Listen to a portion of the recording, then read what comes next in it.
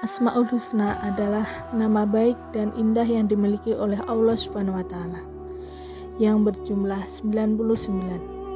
Di antara nama baik tersebut ada yang disebut Ar-Rahman. Ar-Rahman di sini mempunyai banyak arti.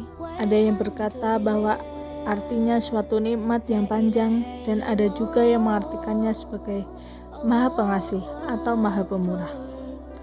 Di sini saya akan membahas mengenai Ar-Rahman, sifat Allah Subhanahu wa taala sebagai zat yang Maha Pengasih. Kita sebagai umat muslim harus meneladani sifat Ar-Rahman, yaitu dengan cara menjadi orang yang selalu mengasihi antar sesama makhluk hidup ciptaan Allah Subhanahu wa taala. Dengan cara yang pertama, kita harus mempunyai kecukupan harta, harus menjadi orang yang dermawan. Menjadi orang yang selalu membantu orang lain di saat kesusahan, saat tidak mempunyai uang, atau juga mengasihi kepada anak yatim dan piatu. Karena dengan sifat dermawan, kita akan disenangi banyak orang. Asal jangan sampai kita merasa ria, yaitu sombong kecil dalam hati. Karena akan merusak amal yang telah kita lakukan. Yang kedua, dengan cara tolong-menolong antar sesama, seperti membantu orang lain yang membutuhkan. Dan contoh, ada korban gempa yang kehilangan rumahnya.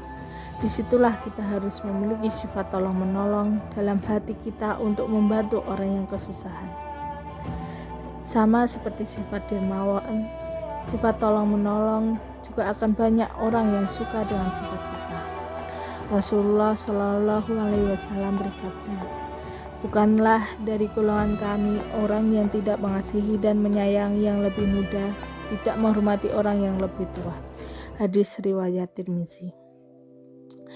Makna dari Ar-Rahman berarti mengasihi, bukan berarti untuk sesama manusia, juga berlaku untuk makhluk ciptaan Allah Subhanahu wa taala, seperti hewan dan tumbuhan.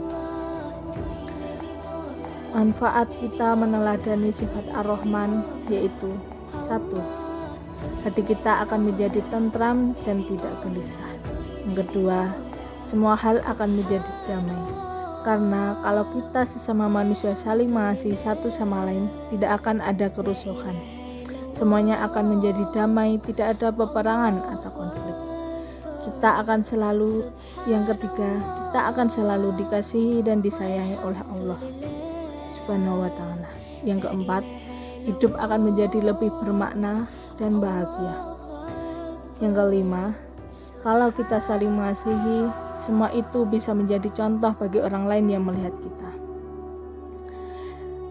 Kesimpulannya, dengan meneladani sifat Ar-Rahman, yaitu kita bisa menjadi lebih dermawan dan membangun sifat tolong-menolong antar sesama di hati kita.